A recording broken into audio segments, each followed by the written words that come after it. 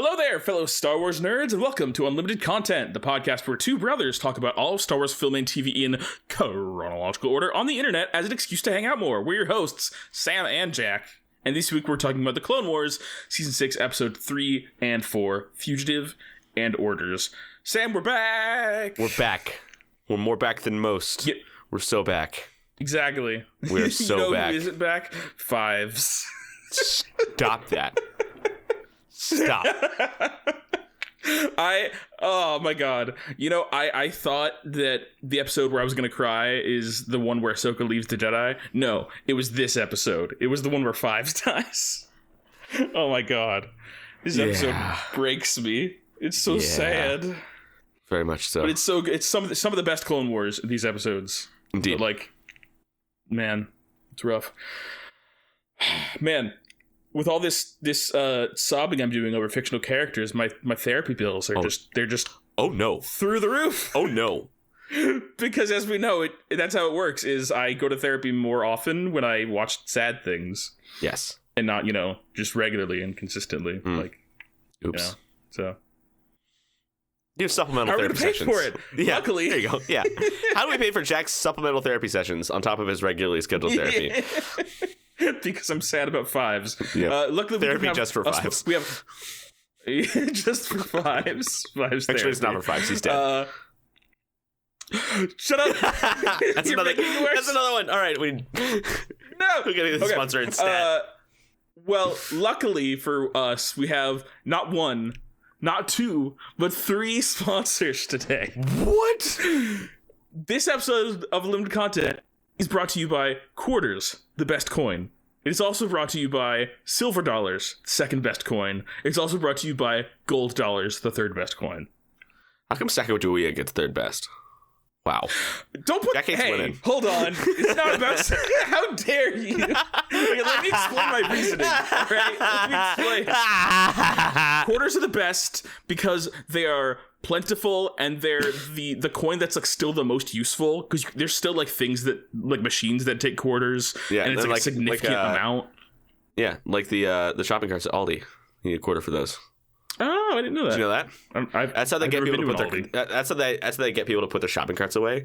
Is they're all chained together, and the only way to unlatch the chain is you put a quarter in, and you get your quarter back when you latch it back together. That's smart. That's cool. Mm-hmm. You just need one quarter on you at all times. Yeah, so I keep a quarter in my car at all times, just for Aldi. That's great, actually. I love that. Yeah, that's smart. Yeah, quarters. They're they're versatile. They're useful. They're plentiful, and they're also a good size. I it's the perfect coin size. It is. It is. Second best, silver dollar. Why? Because it's $1, which is useful and good. It is. And secondly, because it's big and heavy and it feels cool. And then behind that is the gold dollar, because it's also $1 and it's gold, which is cool, but it's not as big as a silver dollar. And I think the bigness of the silver dollar is more exciting to me. But it's gold. So, that's true. It has a woman on it. Come on. You know what? Come on. It's true. We don't have a lot of women on currency, do we? Do we have I think she's the one. Her? I think she's the one. Yeah. There's been petitions to get like Harriet Tubman on the 20 or something. Which, right? Over Andrew Jackson makes sense. Yes. Yeah. But thank you to our sponsors. Quarters, silver dollars, and gold dollars for sponsoring this episode of Unlimited Content. They paid for this sponsorship in credits. Which will do fine. They'll do fine. Yeah, they're good. They'll do fine. Yeah. Hey, speaking of quarters... turn my fan real quick. Hold on. Oh, okay. I found a quarter on my desk. Can you still hear me? Yes. Cool. I found a quarter on my desk, and I didn't realize I had a quarter on my desk. It might be my old Aldi quarter that I need to put back in my car. But I didn't know that we had a Teddy Roosevelt quarter. Oh. All quarters now, none of them have the eagle on the back. They're always something cool and fancy and weird. This one's literally just Teddy Roosevelt on a horse. Cool. Yep. Excellent. And it says, what does it say? I can't read. No, it says North Dakota. But it says this is North Dakota on the side, Teddy Roosevelt on the top. So I think it's a Teddy Roosevelt quarter. Is he from North Dakota? I don't think so. Nobody's from North Dakota. Maybe it's because North Dakota has national parks, and he's the parks guy. Yeah. You know? Yeah. He is the parks guy. I have this like little IKEA like pen holder thing that I got a while back that I use mostly just to store quarters in. So I had a bunch of quarters, and there you go. Like, there's a handful of nickels and dimes and pennies in there, but it's like 90% quarters. I can't hear the jingle. I've got jingle, jangle, jingle. Oh, we went different directions for that. Oh, which direction you go? I've got spurs that jingle, jangle, jingle. You know, what's that from? It's a song. It's the guy we talked about him last time when Mom was here. It was okay. I'm looking up this guy because I don't. Hold on. I've got spurs that jingle, jangle, jingle. Hold on.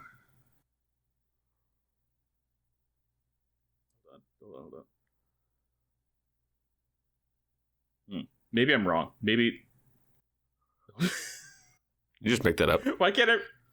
It's so Jingle Jangle Jingle, also known as I've Got Spurs That Jingle Jangle Jingle, is a song written by Joseph J. Lilly and Frank Loesser and published in 1942. It was sung by Dick Thomas in 1942, and then the most commercially successful recording was by Kay Kaiser, which reached number 1 on the Billboard in 1942. Versions were recorded by many other musicians, including Tex Ritter, Gene Autry, Glenn Miller, and the Merrimacs. So, I don't. Were we talking about that? We were talking about somebody. I thought that we like somebody. I was like, Mom mentioned a musician, and I was like, is that the person that did I've Got Spurs? Or maybe I'm thinking of a completely different thing. Maybe my brain is broken today. So good thing we got 3 sponsors. Yeah, because I clearly really need that therapy because my brain is not working. I guess 3 sponsors worth of therapy. Man. Yeah. Man. Anyway, yeah, I've Got Spurs was in Fallout New Vegas, and it's a great song. It's fun. It's good. Anyway. Did we talk about Charlie Crockett last time? He's my new favorite country singer. Yeah, that's who we were talking. We were talking about them, and then it went into another direction. Jingle, jangle, jingle. I think. Jingle, jingle, jingle. You will hear my sleigh bells ring. It's less year-round appropriate, I feel like. But less what? Less year-round appropriate, you know? Like, Santa's always appropriate. Jack. I'm sorry. I forgot to keep the Christmas spirit in my heart all year. Wow.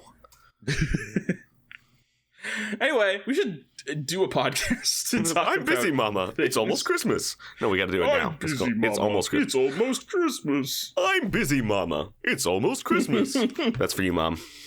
You always ask me to do it. I never do it. Now you have a recording of it, so you never have to ask me again. You can come back to this podcast. You can just replay this episode whenever you want. Ta-da! Yeah.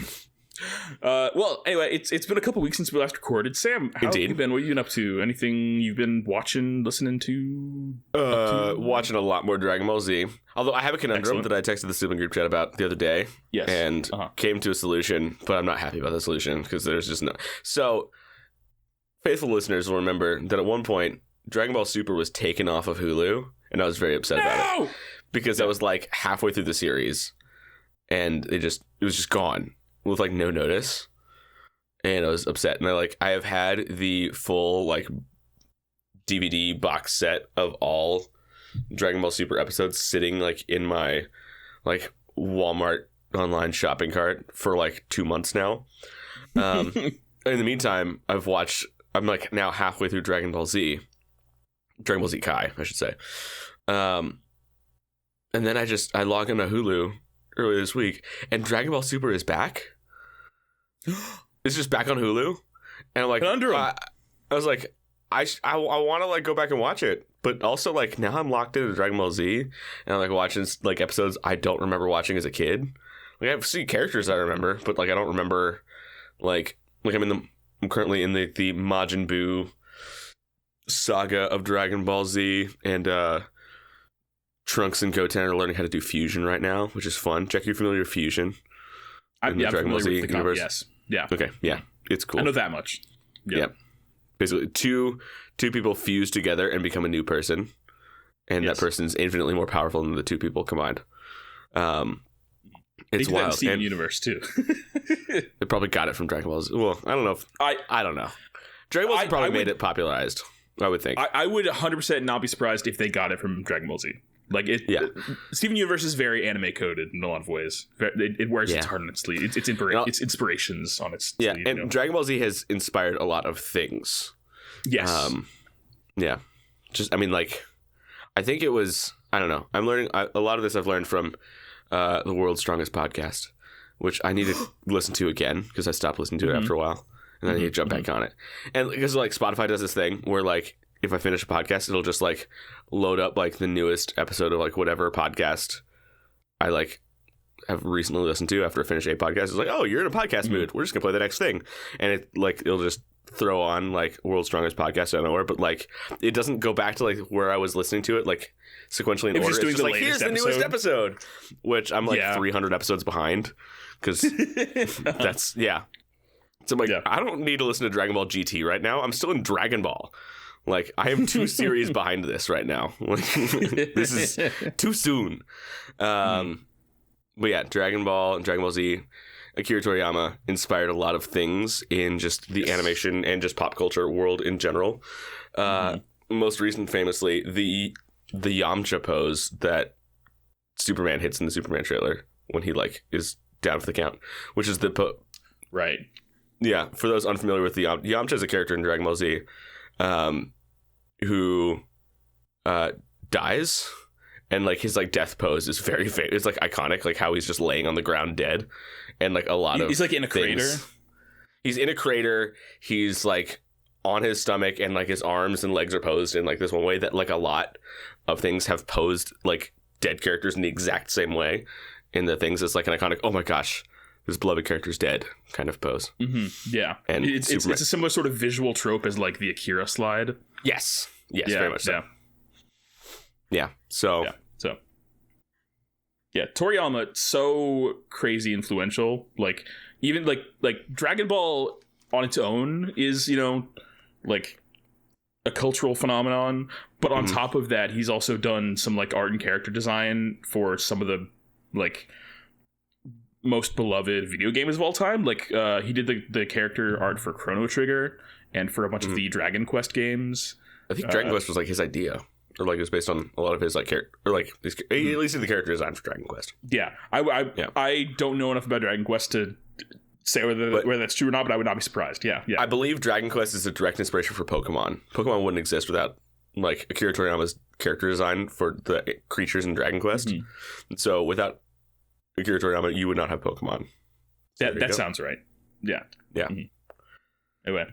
Because a lot of Dragon Quest characters look like early drafts of Pokemon characters. Yeah. There's a couple games that I really want. I've really been wanting to play Chrono Trigger at some point, because there's like, you know, Chrono Trigger, one of the best RPGs ever made, one of the best games ever made. I've listened to the soundtrack many times because it's got some of the best music of any video game, but I've never actually gotten around to sitting down and just playing it. And I've been kind of trying to figure out which version I want to play, because there's so many different, like, versions of Chrono Trigger, and there's not really one definitive version necessarily. There's the Super Nintendo version. There's also the DS version. And then there's also the modern Steam release, which I have access to all 3 of those versions, and I think I'm going to play the Steam one for quality of life purposes. But, like, it's like there's, like, extra, there's, like, widescreen and, like, cloud save, so I can play across different systems, you know, things like that. You just mean, like, ease of accessibility and use quality of life, not just, like, my life would be better because I'm playing this one versus the other ones. My life would be terrible. That's where my mind went. Like, yeah, I don't want to have a crappy quality of life, so I'm going to play the Steam version. That's I'm tired. That's where my brain went. So it's okay. Yeah. And also, it's funnier to believe that that's what you meant to say. Yeah. My life would be awful were it not for the Steam version of Chrono Trigger. Yeah, that, and also Dragon Quest 3, which is one of the most beloved games of that series, got a remake last year in HD 2D, which is the art style that's, like, that they've popularized over the last several years, that Square Enix has been making a bunch of games in. that is basically like they take all of the original pixel art but then put it in like 3D environments with really nice lighting, and so it like has the retro look while also being really like nice and shiny and modern looking. Ooh, it's very cool. So want to play both those anyway. Yeah, Dragon Ball. Anything else you want to talk about, Sam? No, my life is boring right now. It's okay. Yeah. I just work and watch Dragon Ball, and yeah, I don't know. And I'm going to Austin in a month. That's fun. Yes, I'm very excited. I'm gonna pick you and Marion up from the airport, and we're gonna party. That's true. Or whatever approximation of partying we feel like doing. With Marion, it's putting on loud music and running around in circles. That's partying for Marion. Heck yeah. We gotta take Marion to territories. Ooh, yeah. Or it's so that cool. might be too much. Like, I can't afford these things. What are you doing? Yeah, you call the shots on that. But anyway, we'll see. Yeah, it's gonna be a play by ear kind of trip. I'm excited. Of course. Yeah, I'm excited. Yeah, I'm excited for all of us to be in one place for the first time. Max bought his plane tickets today, so it's official. Yay! Everyone's going. Huzzah! Yep. Woohoo! Woo! That's cool. Okay, let's see. What have I been up to? This past week has been like a sort of like I've decided about a week ago that I'm going to be pursuing a bunch of like new health goals, basically. Cool. So I've talked to you about some of this already, but basically so a quick summary of my like weight loss journey. I have spent most of my life trying to lose weight and it being very difficult and occasionally losing some and then gaining it all back and then some. And that sort of pattern followed me throughout my life until a couple years ago when I got a prescription for Ozempic, and that helped me lose a lot of weight, and it kind of quieted a lot of like the food noise, these sort of intrusive thoughts and constant anxiety and cravings and stuff that I had been living with my whole life, and it made it so that I could actually eat like a healthy amount and not struggle so hard, which is great. That is great.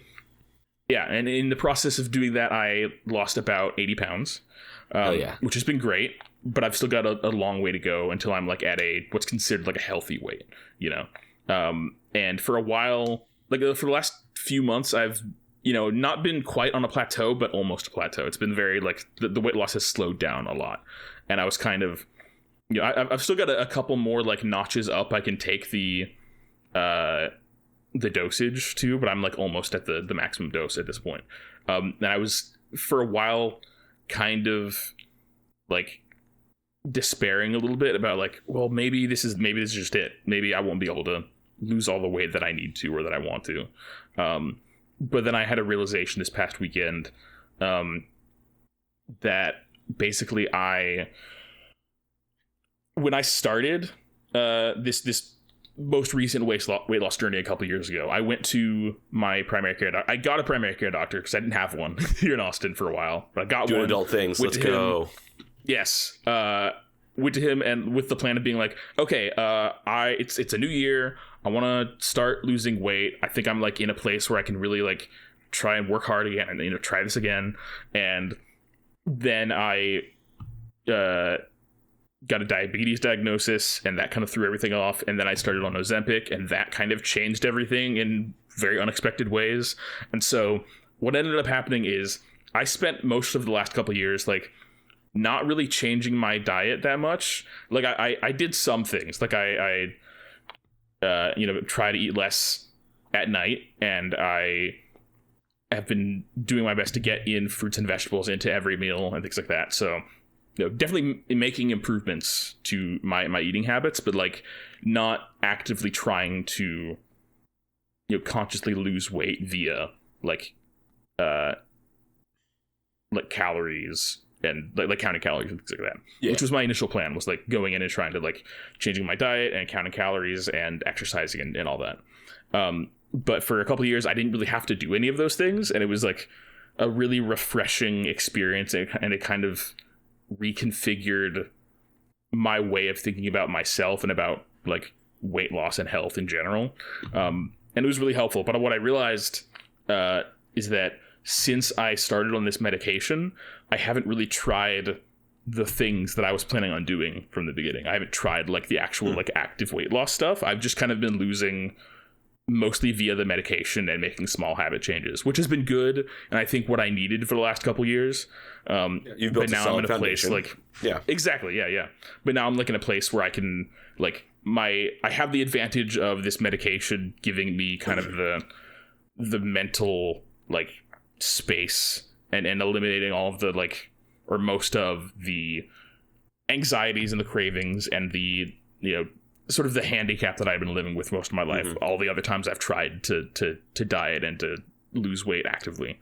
And now that I'm in that place and I've realized like, oh, I've actually like tried to lose weight actively since starting on this medication. It kind of made me go like, oh, maybe I can lose all the weight that I need to, So I started just this week tracking all my meals, counting calories, and like trying to stay in a slight calorie deficit. I've lost a couple pounds, which is good. Cool. And I'm also, in addition to that, I want to start like, I haven't really like changed my diet at all, other than just like watching what I eat. Like this week is just kind of like a test week, of like, seeing what am I eating right now? Yeah. What is my baseline? Yeah. Learning to like, starting to like get into the habit of paying attention more to like what I'm eating. Because before I was just kind of intuitively eating, which has been good, but it's like, it's not, gonna help me lose weight. It'll help me maintain, but like, it did help me lose for a while, but that was because of the medication mostly. So there's that. And then I want to start doing like meal planning and meal prep, and like finding meals that are like high protein, high fiber stuff, and like preparing them in advance, and having better quality, healthy meals. And part of that why I want to do like high protein, high fiber is because I also want to start lifting weights and like building muscle. And so that's the part that I talked to you about a little bit. But yeah, I've reached out to Sam and also some other friends of mine who do like weight training regularly, and I'm like in the midst of doing a bunch of research and kind of like looking at a bunch of different exercise routines and apps and things, and just trying to figure out what's the routine I want to start with, because I do eventually just have to pick something and start with it. But I am in the middle of juggling 100 things in my life right now because of like I'm trying to do tracking my calories. I want to start like meal planning, which is a whole other thing. I want to start exercising, doing weight training and stuff. I'm working on still trying to get my YouTube channel up and running, and I've got a lot of ideas for that going. I've got some other creative projects that I want to work on, and I'm also right now in the midst of hunting for a new apartment. So that's new. I need to find a new apartment because my current one is too expensive. I can't afford it anymore. Great. So I'm staying in Austin. Did they jack up prices on you? It's a combination of things. It's, yes, the prices went up over the few years that I've lived here. It's significantly more expensive than it was when I moved in, and also my salary has not gone up a ton, and also insurance has gotten more expensive. So like net, my pay is kind of down a little bit, essentially. Which is frustrating. Yeah.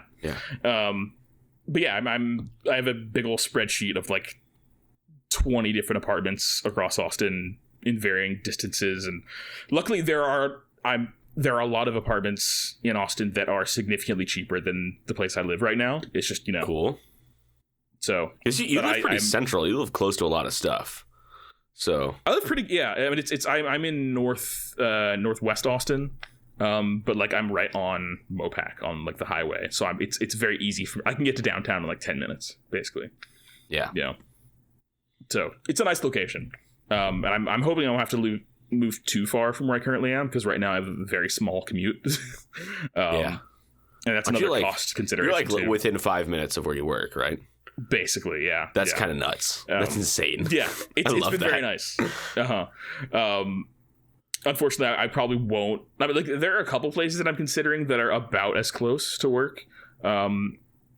But yeah, who knows? I'm in the process where like I'm at the point in the process where I've emailed a bunch of apartments, and I'm like, I've gotten a bunch of information back from some of them, and the others are just like, book a tour with us. And I'm like, how about you maybe answer my questions first before you ask me to book a tour with you, Yeah. But now I'm at the point where I do need to like start scheduling tours because my lease runs out in June, and so I'm looking for apartments now so that I can move in like mid-June, and I'll have like a couple weeks to kind of move everything from this apartment to the new one. But, yeah. So financial stuff and housing and just juggling a lot of things right now in my life, but I'm feeling pretty good. So yeah, that's good. That's exciting. I'm excited because I mean it is a little frustrating. I feel like because you did just like perfect your whole setup in your apartment. I did literally like a week after I got my apartment into like this new configuration where I really like it. I realized, I can't afford to live here anymore, can I? It was like shoot. Yeah. So that was frustrating, but I'm like excited about the opportunity to move into a new place and like figure out what my new ideal is for that place, and honestly just to be able to like save money, because I've basically not been able to save money for a while because it's been tight, so that'll be good to be able to like just the peace of mind of knowing that I'm like making more money than I spend significantly, that I can like save money and have an emergency fund and stuff. Like that would be great. That would be nice. Yeah. So, but speaking of money, the Switch 2. Ooh. Hello. So another thing that happened in the last couple weeks is we got 2 Nintendo Directs since the last time we recorded. Wow. We got a Nintendo Direct that was just about games coming out for the Switch 1.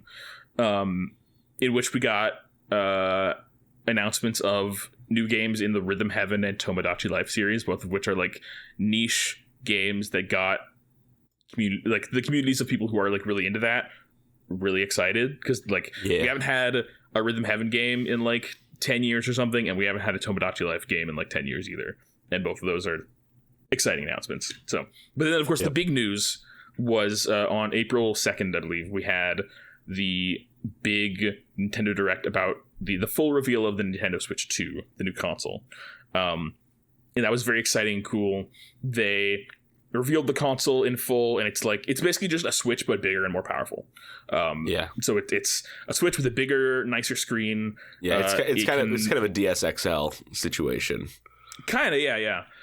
But it is significantly more powerful. Like there's like they showed off like Metroid Prime 4. There's gonna be like 2 modes you can run it in. You can either run it at 4K 60 FPS or 1080p 120 FPS, which is insane that a Nintendo system can run something that well. Like, what is this, a PlayStation? Calm down. What? So what is this, a PlayStation? Relax. Like, come on. Yeah. What is this? You don't come to Nintendo for graphics. What are you doing? You come to it for good games.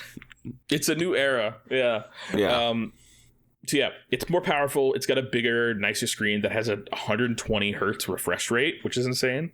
The Joy-Con controllers are bigger and nicer, and they attach magnetically now instead of sliding in. And there's like built-in audio chat now, and like you can get a camera and plug in a camera to your Switch and do like basically have Discord calls on your Switch while you're playing and like share your screen and stuff. Will they be bringing back PictoChat? So I wish, but no. Unfortunately, it doesn't look like they're bringing out PictoChat. I would love that. They are essentially though bringing back Download Play. Do you remember Download Play, Sam? Where like that was where like awesome. If one person had a cartridge, like if you had Mario Kart DS and I didn't, I could like connect to your DS and basically download a portion of the game, and we could play multiplayer together wirelessly. That's how we saved so much money in middle school doing that. Yes, exactly. Because you would buy games, I would buy different games, and we'd download play them, and it was awesome. Yes, and that's basically they've brought that back for it's on the Switch and Switch 2. That's a cross-platform feature that they're bringing back for some games, so that's cool.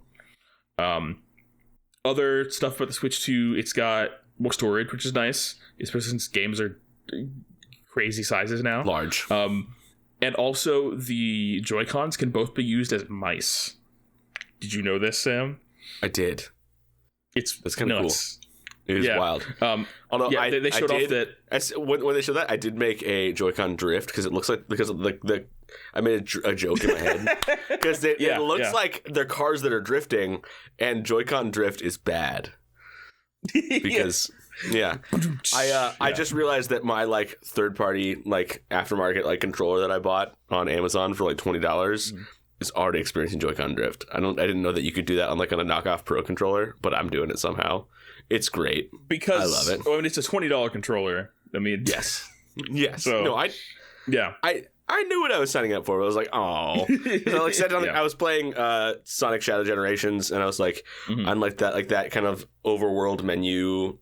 Yes, like the white void, the open where map, all the levels are. You're the void, And I just set down my controller because I had to like talk to someone, Mary, and Shadow just started walking to the left. I'm like, crap, dang it. Yeah. Well, yeah. They haven't really said anything about like the Joy-Con drift situation for the Switch 2, which is like suspicious that they haven't been like, don't worry guys, we fixed it. They're like, the Joy-Cons are they're like, the joysticks are smoother and larger now, but they weren't like, which means they drift bigger. Yeah. Yeah, so time will tell. Anyway, so yeah, the Switch 2 looks really cool. The catch is they didn't say this in the Direct because they knew it would make people mad, so they just announced it afterwards. The Switch 2 is going to be $450, which is the most expensive Nintendo console ever, and also with inflation, the most expensive console in like 10 years. So like, it's real expensive. It's real spency. I did see something that somebody pointed out, a couple like some important context. So like when the Wii came out. Came out in like what 2008 or something. It was 6, yeah, something like that. It was $250. Adjusted for inflation, adjust the $450 for inflation back down to 2006 or whatever. It's $285.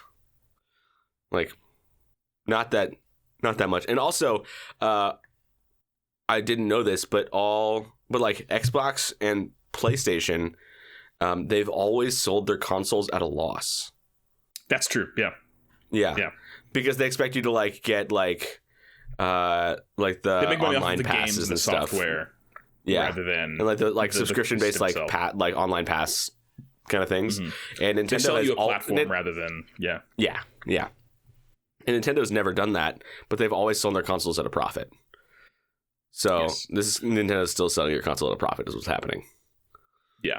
It still sucks because wages haven't kept up with that. Oh no, yeah, 100%. Like it's like the fact that things are getting more expensive is not like, it's not a how dare they Nintendo situation, because like it's like this is what it probably should cost, more, please. Right? Yeah, that's the real problem. Exactly. Yeah. And there's been a conversation about like the price of games going up as well, because like, you know, games have been like $60 for 15 years or something, and this past generation they finally started going up to 70, and people are like, oh, games are getting so much more expensive, greedy. But like, game budgets have gotten so much more expensive that like, it's just like, it only makes like it doesn't make sense that it would be $60 for so long. Like it makes sense because games used to be like one dude in his garage with an Apple II, like making games. Like yeah. And now entire corporations make like half of games. Like there's like 2,000 people working on Grand Theft Auto 6 or whatever, right? Yeah. It's which is, you know, all this to say, it's still a bummer that it like one of the things that has made Nintendo like as successful as has been for such a long time is that they tend to price things lower and that they're accessible to more people. Like so which makes it a real bummer that the new Mario Kart, which by the way looks amazing, is going to be $90. But it's only $50 if you get the bundle. That's true. That if you so it's $80 digitally or $90 physically, or if you buy the bundle that comes with it digitally, it's $50 instead of which is, you know, is good, but I Anyway, paid $50 for new GameCube games. GameCube games came out like that. $50 for a game. No, $50 is great. 50 is a great price. I'm just, yeah. But like, all that to say, you're still paying $500 for one console and one game, which is a lot for most people. Yeah, and I'm not gonna get it. Exactly. Yeah, like I don't know if it was $300. I'm like, if I have a lot of overtime that those 2 weeks, I'll do that. Yeah. But no, it's a lot. But all of that comes with a gigantic asterisk, because the same day that the Switch 2 was announced, the Trump administration introduced a ton of new tariffs. It was Liberation Day. Don't you feel liberated, Jack? Come on. Punch you in the face, Sam. That's what they called it. It was Liberation Day. I know they did. From our wallets. Yeah. And so then a couple days after the Switch 2 like big reveal, they like walked back their pre-order date, and they were like, actually, we're delaying pre-orders indefinitely while we assess the new like global financial situation. So maybe the Switch 2 will be even more expensive than it is already. Yeah, if Nintendo somehow unifies all of the gamers against the Trump administration, I would be so happy. Yeah. If Nintendo gets Trump impeached, that'd be amazing. Yeah. Or if Nintendo somehow like gets Congress to grow a pair and like actually take back the power of the purse that's actually Congress's power and not the executive. The executive, you're supposed to execute what Congress tells you to execute. That's what the president's supposed to do. It's like you sign things into law and like you just do the things that the Congress has told you to do. But that's not what this guy's doing. He's like, no, I'm in charge. I'm a dictator king because that's what I want to do, because I'm 5 years old and I want to be in charge of everything. But okay, I'm gonna stop. Never mind. I should stop. No, I agree. On all fronts, I agree. But yeah, everything's getting more expensive because of inflation, and now everything's getting even more expensive because dumb tariffs. And yeah, so because we're speedrunning the prequels in real life. That's what we're doing. Yeah. Yep. Yay. So yeah, like who knows how much the Switch and its games are actually going to cost. Everything's kind of up in the air right now. Yep. But all that being said, I do want to talk about some of the games they talked about, because there are some exciting things to talk about, despite the fact that I don't know when I'm ever going to be able to play any of them. Yeah. The big game was Mario Kart World, which is the new Mario Kart game. It's the first new Mario Kart game in like 10 years or like 10 plus years, because the last mainline Mario Kart game was Mario Kart 8 on the Wii U. Which was like, like 2013 or something. Hold on. I think it's 2018. No, that's when the Switch came out. The Switch came out 2017. Oh. That's so close. Mario Kart 8 came out 2014. Yeah, so 11 years ago. I bought it like a month and a half ago. So. It's still like, that's the thing. Mario Kart 8, incredible game. Probably like the best like traditional Mario Kart game. Like in terms of like just pack. I know you love Double Dash, Sam. I also love Double Dash. It's great, but Mario Kart 8 is amazing. And they've been milking that game for as long as they have, because it's just that good. And they've just been adding more karts and more courses and things through DLC. On the Switch, we got a re-release called Mario Kart 8 Deluxe, which had all the DLC from the Wii U version and also new characters and new courses. And then they added like 48 new tracks via DLC. And so it's like just this massive, like, it's kind of the definitive like traditional Mario Kart game at this point, which then begs the question, what's the next? What can Mario Kart 9 be? I'm so late to the game on Mario Kart 8 because I I've played it. I bought it like a month and a half ago. I played it once by myself, but I mostly bought it because my friend was coming over and I wanted to play Mario Kart, but I didn't want to like get my GameCube out, and I'm like, I have 2 Switch controllers and no multiplayer Switch games. Let's just get Mario Kart. And so I did. Yeah. So I got Mario Kart 8 and I didn't realize that I knew Link was in Mario Kart. I didn't realize that they had Hyrule courses, or at least one Hyrule course. Yeah. Yeah. And I was like, oh, this is fun. I realized the coins are rupees. And like they changed a lot. So many nice little touches. I was like, oh, this is great. I love this. This is fun. There's an Animal Crossing course that it does a random, like it randomizes what season it is whenever you play it. So that's cool. And also, whenever you pick up the coins, they like make the Animal Crossing like coin sound for the bells. The Mario coin sound. Yeah, the bells. They're bells. Yeah, they're bells. Yeah, and Mario Kart 8 is one of the best kart racers, one of the best games ever made, honestly, probably. Second best Mario Kart game ever made. I mean, yeah, honestly probably.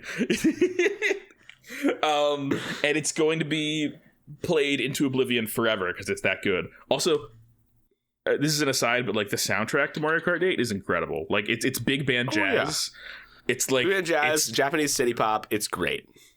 It's awesome, and it's all like live recording of like actual bands, which is great. Super cool.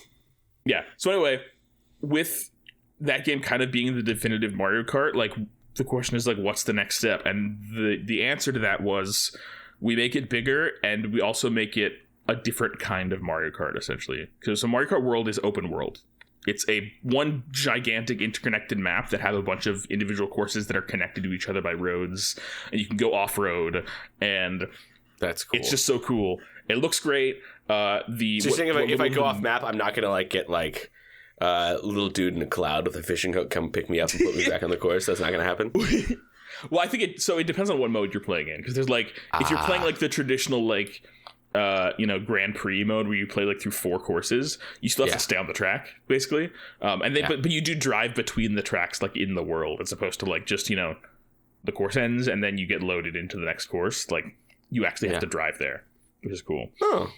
But then there's also like the free roam mode where you can roam around the world and explore and find things, and that's super cool to me. I'm very excited about that. That is cool. They've also upped the number of racers in a single race to 24. There's 24 racers, and also like so many. There's like 40 playable characters or something. It's insane. And the characters all have like they're like a bunch of unique outfits that you can unlock. You get to be the duck from Double Dash and from Super Mario Sunshine. Like yeah. That is my like everyone's freaking out about the cow. I want the duck from Sunshine. That's what I want. Yeah. The like sort of weird piranha plant looking cat like duck things. Well, it's like a brightly colored sphere with duck bills and like eyes on the side of its head, and like if you run into it, it flips you like 100 feet in the air. Yes. Yeah. That one. I think is it Peach Beach? I think it's Peach Beach. Yeah, I think so. Yeah, I think. Yeah. Mm-hmm. So yeah. Yes, incredible. That's the best character in the game. Yeah. I'm curious though to know about. I know you said you haven't played much Mario Kart 8 yet, but there's a bunch of courses like from Double Dash in Mario Kart 8, and so I'm like, I want to see you play Mario Kart 8, like the new versions of the courses, and that might be what I have to do after we get off the call. I might just like bring my phone in there, and I can throw you in a Discord call. We can just do it in the sibling chat and see if Max and Grace show up. I'm just like, hey, I'm playing Mario Kart. You should watch. It's gonna be fun, and then just do that. Yeah, awesome. Yeah. Yeah, Mario Kart World looks amazing. The soundtrack sounds incredible. It's like the big band jazz stuff, but with like more of a rock influence now. Like there's guitar and harmonica and stuff. So that it's so good. I've like listened to the like minute and a half song that was in the trailer like 5 times because it's so good. I haven't actually watched the trailer. I've just seen like basically just clips of people reacting to it on TikTok is how I've experienced all this entire Nintendo Direct. Yeah. So yeah, Mario Kart, very exciting. Probably the coolest thing. They showed more footage of Metroid Prime 4, which looks great. Love. And yeah, like I said, it's going to run at 4K 60 FPS, which is insane that like that a Nintendo system can do that. And it looks gorgeous. And Samus, it gets a cool new like red suit that makes her look like a Ferrari, and there's this cool new mechanic where like kind of the like mechanical gimmick of this game seems to be that Samus gets like telekinetic powers, and Samus you can Jedi? Like I guess the Force is real in Metroid World. Yeah, but you can like basically go into slow motion when you shoot and curve your bullets, like curve your beams through the air, and like guide it through different enemies and then hit a switch or something, like. That's cool. What was the game or the movie that they did that? Wanted? Is that everything of? Was it Where Wanted? Where they curve bullets? And then Mythbusters tried to do it, and it was like almost really bad. I was like, this feels dangerous. Why are we doing this? Yeah. So Metroid Prime 4 looks great. They announced that the Nintendo Switch Online subscription service, like, it gives you access to a bunch of different like classic Nintendo games, like NES, Super Nintendo, and then if you like get the upgraded version, like the kind of higher tier, you also get access to like Game Boy Advance and Nintendo 64 and Genesis and stuff. And they announced that the Switch 2 is getting GameCube games. So there's a bunch of great. So that you can like play Wind Waker, you can play Pokemon Colosseum, you can play Chibi Robo and Super Mario Strikers, and yeah, they're going to be adding more games over time, but that's cool. Just like anytime that there's more access to older games to like on like modern hardware, I think is a good thing. Yep. That's cool. I think also like F-Zero GX is going on there with like online multiplayer support, which is cool. That's awesome. Yeah. And then speaking of racing games, one big unexpected announcement was Kirby Air Riders. Sam, did you ever play Kirby Air Ride? I think I played it like in the McDonald's play place on the GameCube. That was at McDonald's. Played it there. Yeah. So Kirby Air Ride was a game that came out on the GameCube, like 20 years ago at this point, something like that. It's the only game in its series, but it's a Kirby game where it's a racing game essentially, but it's like a racing battle royale almost, where like you're in an arena and you're like racing on different sort of carts and gathering power-ups. And isn't it kind of like the Mario Kart Battle Royale but Kirby? Like the Mario Kart mini games? It's like that, but it's definitely got a very unique feel to it. It's like that, but not a mini game. It's a full game. Yeah. And it was a definitely a cult classic sort of game, and it's like grown in popularity over the years. And it was made by Masahiro Sakurai, who's most well known for being the director of the Smash series. So he's been working on Smash Bros for the most part in the meantime. That's why Kirby's one of the most OP characters in Smash Bros. Yes. Sakurai's got a thing for Kirby, yeah. So they announced a sequel that's going to be on Switch 2 called Kirby Air Riders, and that's very exciting. And then the last big game that they announced, so there was one other, I guess. There was From Software, the studio that makes Dark Souls and Bloodborne and Elden Ring and those games. They are releasing a new game that is going to be exclusive to the Switch 2.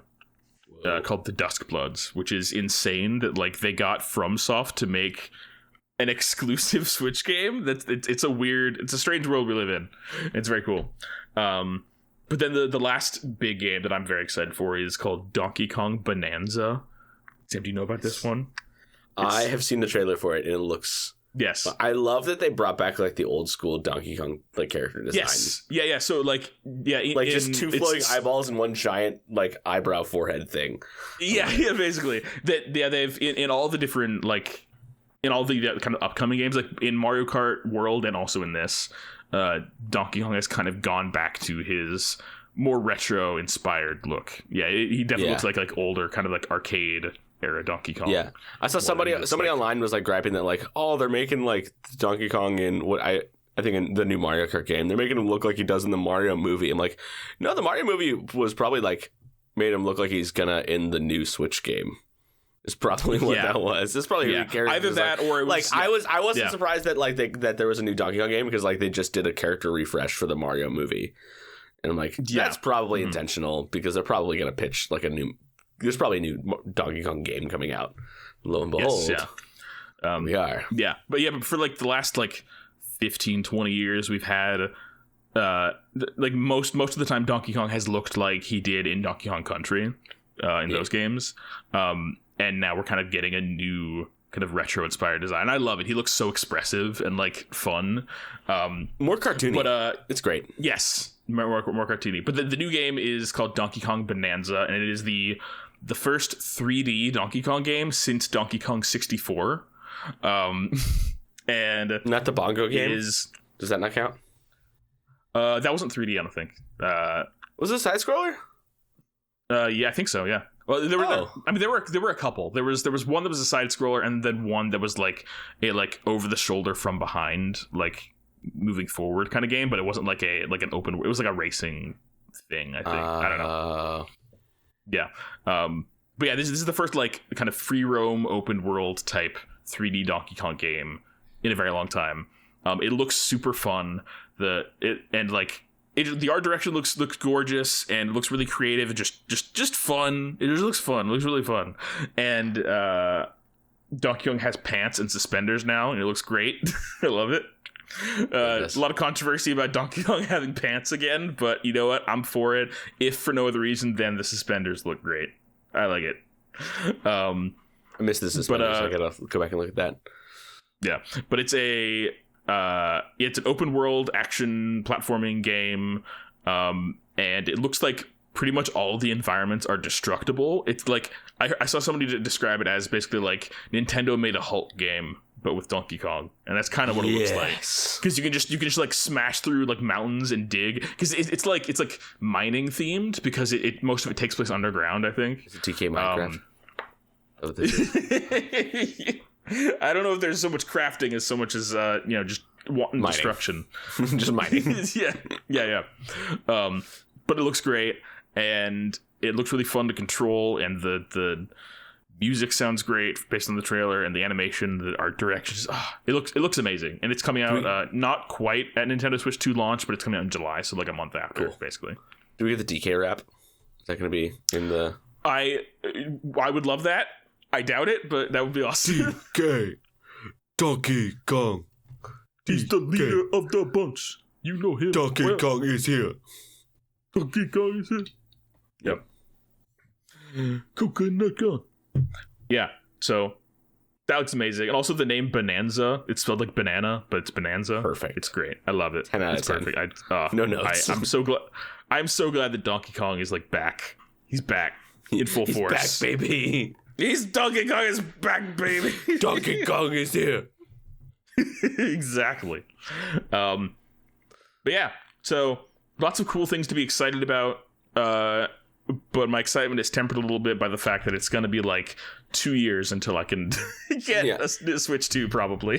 Can we talk about something that I'm very excited about that I wasn't expecting that like is coming very soon? Yes. Tales of the Underworld. Yes. Oh my god. Yeah. So we're in our news segment now. We got an announcement within the last week of the next like animated miniseries in the vein of Star Wars Tales of the Jedi and Tales of the Empire. This new one is called Tales of the Underworld, and the two characters it follows are Cad Bane and Asajj Ventress, and it looks the two most interesting characters to come out of animated, other than Ahsoka, are these two characters, and I'm so excited. Yes, I'm so. It looks so cool. I love it. We get more of. It looks like we're mostly gonna be following Asajj in her like sort of post Clone Wars era, when she's like. She's got like the flop over side haircut. And if we don't get like, actually, hold on. No, I'm gonna preface this by like, Dave Filoni, don't ruin another perfectly good Star Wars book. If he just like takes a crap on Dark Disciple, I'm gonna be so mad. Like he did the Ahsoka book. So good. Yeah.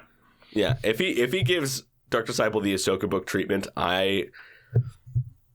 fool me once, shame on me. Fool me twice, Dave. Come on, Dave. Oh, come on, Dave. Yeah. That I hope they end up like, not retconning anything from that book, because like it's like, I mean, I haven't actually finished the book, so I don't actually. Jack, I still need to go back. It's so good. It is so good, but I took a break from it and I need to go back to it anyway. And I lost the library. I needed to go back and check out the audiobook again from the library. But anyway, But yeah, that's super cool. I love that we're getting more Cad Bane. Like, Cad Bane backstory. Like, why did Cad Bane become Cad Bane? I love it. Yes, we did. There's some like allusion in the trailer to like he had a friend that like betrayed him, or he betrayed his friend or something. And there's some drama there, which is a cool like, because we never really get to see like Cad Bane as anything other than kind of like a sly, cold-hearted killer. Like, yeah, there's no like dynamism to his character. Like, he's a perfect character, but there's no like, he's not a dynamic character. He's very static. Like in all of what we've seen so far, he's always been like you said, like a cold-blooded killer. Like, it's just Cad Bane is like the most fearsome bounty hunter in the galaxy before Boba Fett does that. Yeah. So very cool to get to see more of him, and I'm curious about like what era sort of Asajj Ventress we'll get to see. Like, how, you know, will this overlap at all with her appearance in the Bad Batch, or, you know, will it be around that? I assume it'll be around that time because she looks about the same. It looks about the same. Yeah. So I would agree. Yeah, very excited. That's super cool. And then Star Wars Celebration in Japan is about to start, like this upcoming week, I think. Yeah. So we'll probably get a ton more announcements and cool, exciting things to talk about next episode. But one Star Wars Celebration Japan, you saying that reminded me, I saw something online that Oscar Isaac just backed out of his appearance at Star Wars Celebration Japan because of scheduling conflicts. You know what started filming this week? What? Avengers Doomsday. We're getting Moon Knight, baby. Moon Knight and Doomsday. Ooh, interesting. Moon Knight's coming back. Neat. Yeah. Sorry, Bo Dameron. Moon Knight's more important. It's a better Oscar Isaac character. Yeah, Moon Knight was good. I like. It was a really good show. Moon Knight. I wanted so much more. Yeah. I don't know. It didn't stick with me as much as I thought it would. I think Moon Knight is a super cool character, and I thought he did a really good job with it. I didn't. Yeah. Like the show itself didn't stick with me as much as I expected it to, but I liked it a lot. Yeah. So I love Moon Knight. Cool. It was so much fun. Do we have anything else to talk? I think that's the only like. Oh, I think one thing we didn't talk about. Briefly, there was a Star Wars death recently. So this was from March 26th. Clive Revill, who was the original voice of the Emperor in The Empire Strikes Back, passed away. Yeah, which is fascinating to me. Like, I mean, he was like in his 90s. He was like 96 or something. So he lived a good long life. Yeah, but like, you know, still unfortunate. But it's also interesting to me that like this is, you know, a character like his performance as the Emperor. Most people who have seen those movies probably have never like heard his performance. Right, because the version that you and I watched was was the '90s special edition, which was Ian McDiarmid, right? Yes, yeah. They replaced, like the special editions basically completely eliminated him from that movie. So like, yeah, he played a very important role in Star Wars history, but also he's somebody who like most of us are probably not familiar with his performance at all, which is fascinating to me. Yeah. But yeah, wild. It's a bummer though. Anyway, yeah, rest in peace, Clive Revill. Yep. But yeah, beyond that, it's just Andor. We're in Andor season 2 month. Yep, and Revenge of the Sith 20th anniversary month re-release. Oh yeah, it'll be end of the month. This one. So we're like 2 weeks out from it being in theaters, and I'm definitely gonna like go on a solo date by myself and just go see it in theaters and just like revel. It's gonna be amazing. Excellent. Love it. Yeah, man. This April is gonna be such a like April and May is like we're getting like in one span of time. We're getting Andor season 2. We're getting the Revenge of the Sith re-release, and we're getting Tales of the Empire, or Tales of the Underworld. Like we're eating good. We're eating good right now. Oh yes. And I also like at Star Wars Celebration, we're gonna get announcements for more Star Wars stuff. Like that's what happens at Star Wars Celebration. So it's just endless speculation, just wild unmitigated speculation. What like pipe dream Star Wars thing do you want to come out of Star Wars Celebration this year? That's a good question. I don't have an answer for this because this just popped in my head, so I'm also going to be thinking about it. But yeah, I would love to know what the next, like, I want them to do another, like, mainline animated series, like Clone Wars level budget. Like, I mean, I love that we're getting Tales of the Underworld, but I want to know, like, is the we had, the Clone Wars, we had Rebels, we had Clone Wars Revival, and then we had the Bad Batch, and now the Bad Batch is over. And I want to know what Lucasfilm Animation is up to. I want a new, I want a new animated series. Whether it's like, I think it would. We talked a little bit before about like when the Bad Batch ended. Like, it would be cool to get a series that at least in part follows. Eco. No. What? No. Omega. Omega. I was like, the same. All I could think of was her saying. I can just hear her voice saying other characters' names. Yeah, exactly. Yeah, but it would be great to have a series following like her in the. She goes off to join the rebellion, right, as a pilot. So it'd be cool to get like an original trilogy era series that follows like X-wing pilots or something. Yeah, and like obviously I want her to like overlap with Hera. Because, of course... Yes, that'd be awesome, too. The other best pilot in the galaxy at that time. Mm-hmm. Sorry, Han Solo. You're like number 3. The best star pilot in the galaxy. That was Anakin. But anyway. That was Anakin. Yeah. Yeah, I would love that. What about you, Sam? I was just thinking about what you were saying. I should have thought. Now to think of something different. Crap. You posed the question.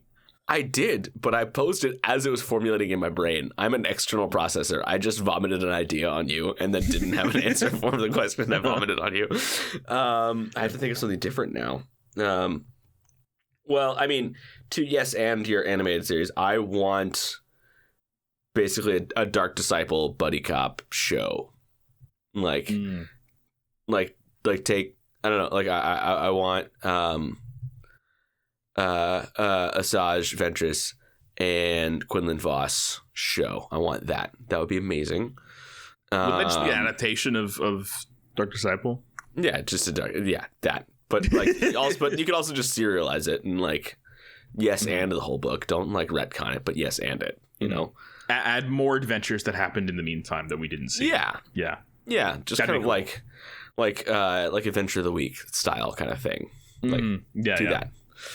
That'd be great. Yeah, that would be awesome. Buddy cop show, but as like mercenaries. Yep. Also, since like the direction that Star Wars is going is not like retconning the sequels, because you can't do that because Disney would never do that. But like creating this whole Mandoverse that like they're trying to like pose as like basically this is more important than the sequels, like to like canon and like more interesting. And so like I don't know, maybe like a Mandoverse kind of show, but that takes place during the sequels, so like running parallel to the sequels, something like that. That'd be cool, just to kind of supplant the sequels as like this is like the most important thing that happens after the original trilogy. I think a lot of what's been happening over the last few years, like since the end of the original trilogy, since they're in the end of the sequel trilogy, rather, like with the Mandoverse and also with the Bad Batch, is that we've seen a lot of things that have like helped to build up the lore around and leading up to the sequel trilogy, and kind of enhancing what the Clone Wars did for the prequels. Which is I would say, in the same way that the Clone Wars did for the prequels. I would like to see more of that, definitely. Fair.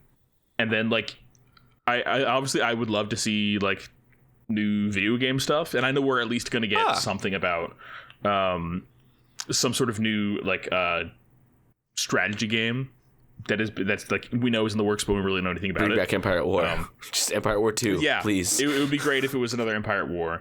I would also love to know more about the next Star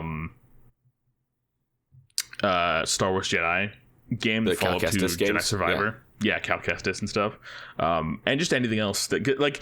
But like Star Wars video games are kind of in a weird place right now because like there's some games that we know about that were canceled, and so some stuff's kind of in limbo. So I don't know what sort of news we could get, but Anyway, that's what I'll be looking out for, is animation stuff and video game stuff, and of course any big announcements about movies or whatever. So yeah. Yep. Well, with that, I think it's time for us to get into our main segment, Sam. What do you think? Is it now? I would agree. I think it is. You would? Yeah. Okay. So, we are talking about, as we said, the Clone Wars Season 6, Episodes 3 and 4, Fugitive and Orders. These are the last 2 episodes of the 4-episode arc about Tup and Fives and uncovering the conspiracy around the inhibitor chips and Order 66. Which, speaking of which, we got a first. You know what the next episode of the podcast is? What? We're recording episode 65 right now, which means the next episode. Oh no! We're going to be executing episode 66. Shoot! Execute episode 66. 66. You have to include that at in the beginning of the next episode of the podcast. Execute episode 66. I'll do it if I remember. All right. Let me pull up the summary of the first episode. All right. So the first episode it takes place in 19 BBY, by the way. 19 BBY. You're ahead of the game today. I'm so ahead of the game. Why? Look at me. 19 Fugitive. BB Yoda. Season 6, Episode 3, Fugitive. The moral of this episode is, when in doubt, go to the source. All right. An abundance of cause of death unknown. Kamino and Dr. Nalase was unable to find the cause of an illness in clone trooper Tup. In a desperate attempt to save his friend's life, Fives located and removed a tumor from Tup's brain with the help of medical droid AZ3. Immediately following the procedure, Tup died and Fives was placed under arrest. Now the tumor is the only hope for finding answers to Tup's mysterious illness.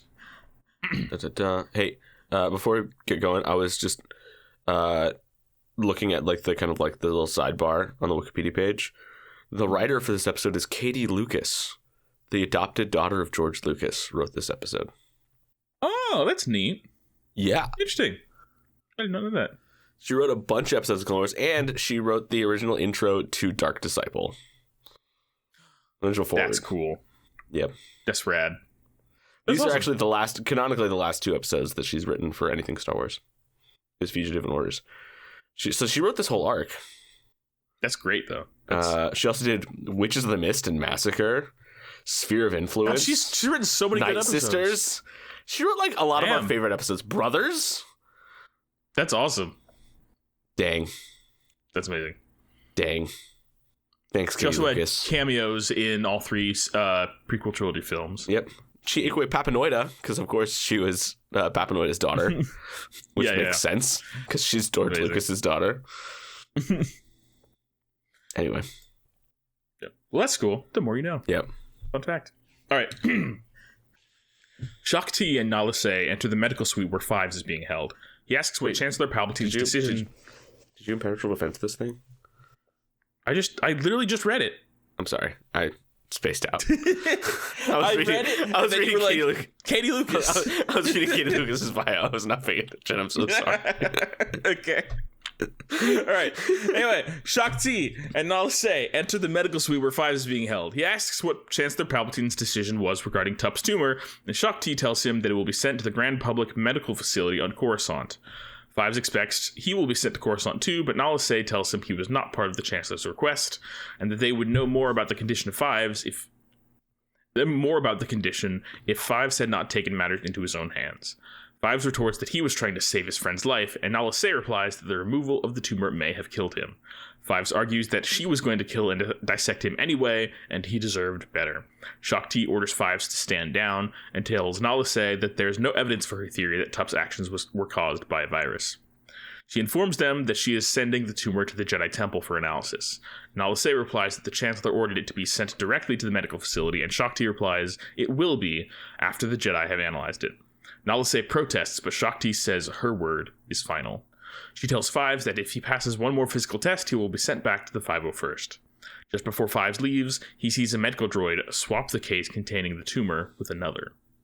As Fives is escorted through the corridors, he sees AZ3 being escorted in the other direction. The droid apologizes for not being able to save Tup and asks Fives if he is going to be reprogrammed as well. Fives says he's returning to his Legion, but AZ3 says that's not what he heard, that Fives was to have his memory erased and be placed on sanitation duty on Kamino. Fives escapes from the clone security guards, and he and AZ3 head back to the medical suite as one of the Kaminoans activates the alarm. This is such a funny scene to me, because, AZ3 and Fives are being escorted by different groups of clone troopers in opposite directions down the same hallway, and they the people guiding them down the hallway all stop to let them have this conversation. Yeah. In which AZ3 is like, "Oh no, I heard you were gonna have your brain broken," and he's like, and he kind of looks around the other clone troopers, and the clones are just kind of looking at him like, let's just go, all right. And then he beats them all up. Which a charitable reading of this is look, he's not gonna remember this. Let's just give it to him. It's fine. But then you remember that isn't Tup an ARC trooper? Why are they just letting him do his thing? You mean Fives? Fives. Oh, yeah. Tup's yeah, it is very sad. Yeah, never mind. Yeah. No, but your point stands. Yes, it's a silly moment, but I appreciate it. It's funny. It's good. Yeah. Back in the medical suite, Fives confirms that the droid switched the cases and takes the tumor with him. They head to the docking bay, and Fives knocks out a clone pilot and takes his shuttle pod. As he and AZ3 fly out of the city, Shakti and a squad of ARC troopers arrive, and the Jedi orders the ship to be tracked. Over the seas of Kamino, Fives activates the ship's autopilot, and he and AZ3 jump into the water. One of the droid's survival modes allows them to ride back to Poca City, which is... I love it. It's great. AZ3 is a great character, and also he's a transformer. He turns into a little hover bike, and yes. It's so good. It's so funny. I love it. It's goofy, and it's also just cool. I like a little robot friend, and I like a robot friend that has different abilities and tools, and he turns into a motorbike. Then he can fly over the water. Oh, it's so cool. I love it. Yeah, it's awesome. I feel like if CGI had existed when the original trilogy came out, that C-3PO would have been something more like AZ3's design, more robotish and less Anthony Daniels in the suit of armor. Yeah, less a guy in a suit. Less just a dude. Yeah. Mm-hmm. Yeah. All right. They ride back to Poca City. Nala Se contacts Darth Tyrannus, telling him that the renegade clone has stolen the inhibitor chip, but that he knows nothing about its purpose or function.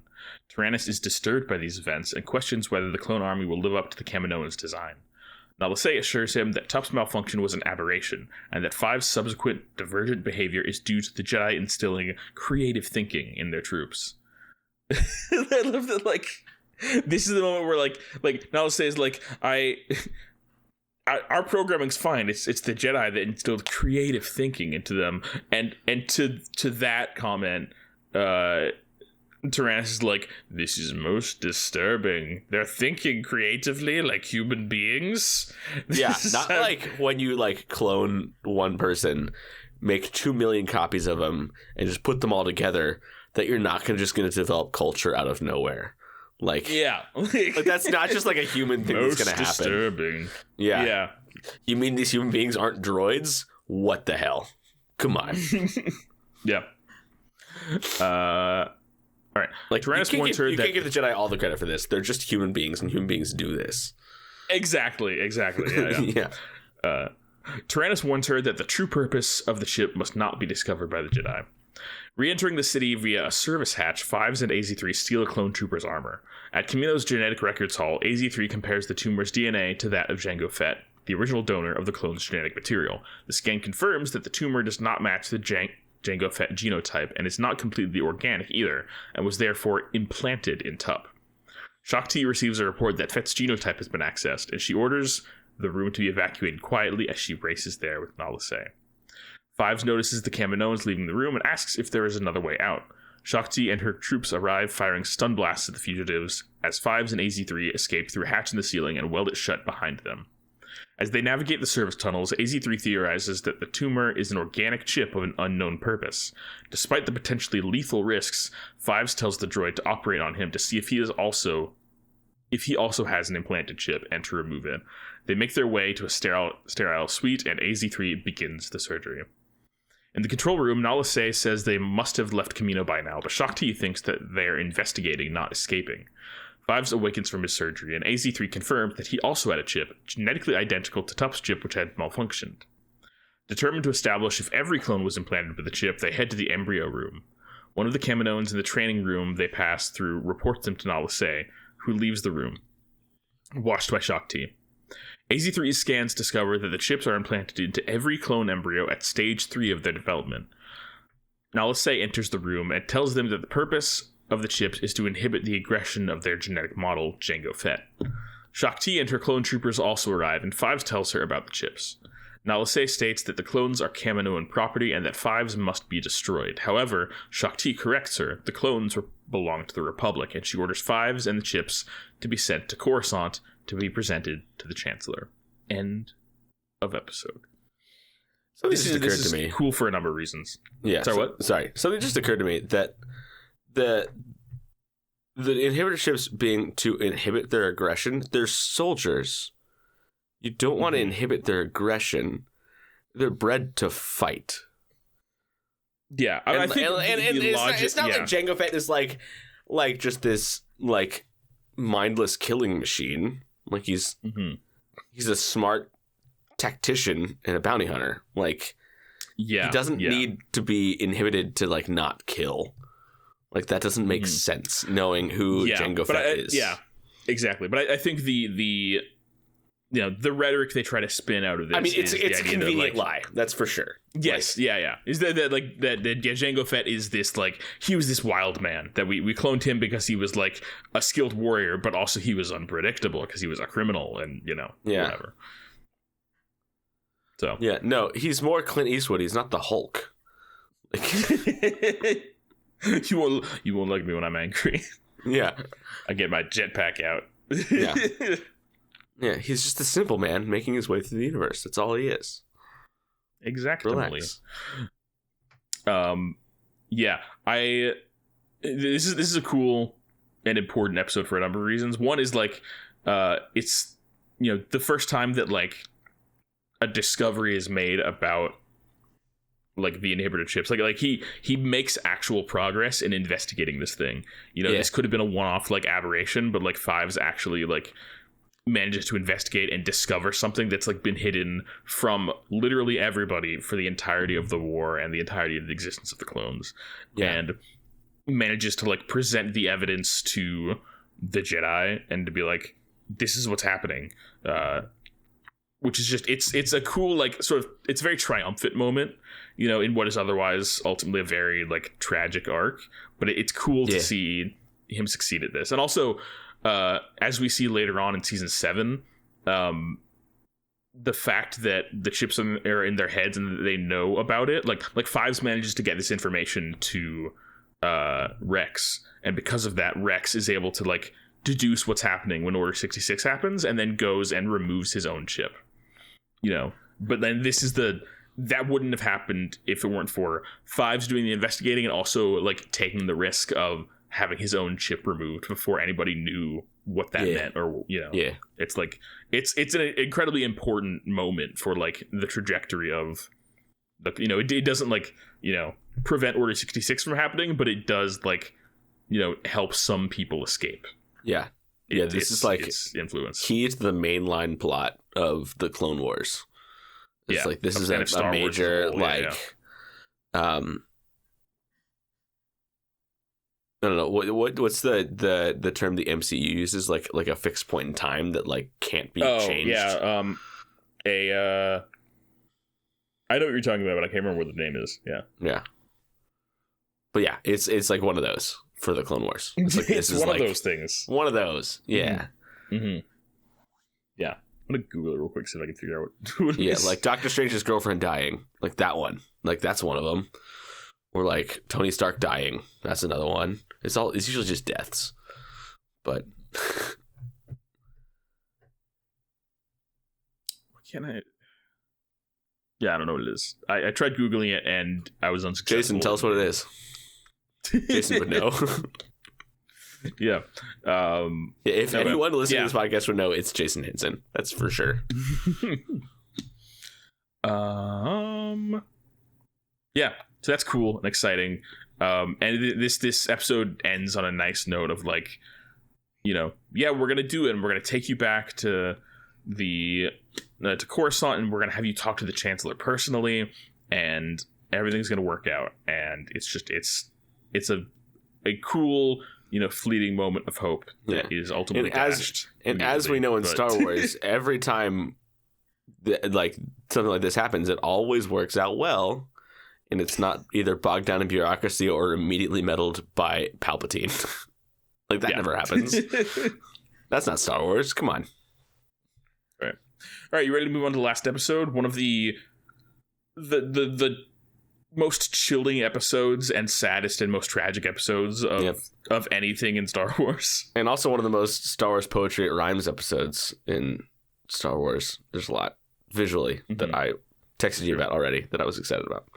All right, so the Clone Wars Season 6 Episode 4, the last episode of this arc, also written by Katie Lucas, the last episode that she ever wrote for anything, is called Orders.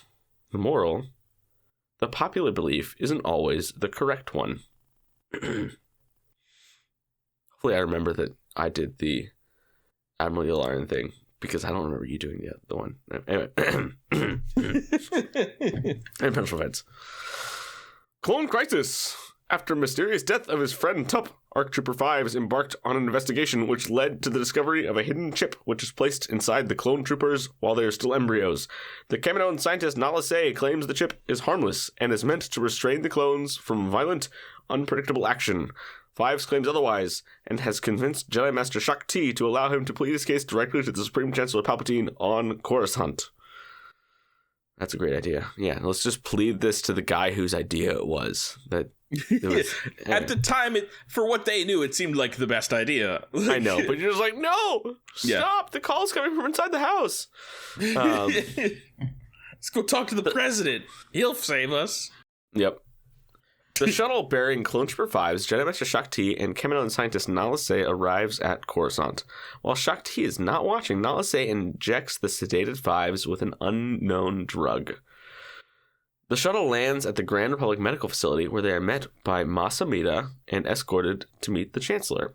Fives pleads his case that the chips are part of a separatist conspiracy to cause aggression in the clones, rather than inhibit, as Nala Se claims.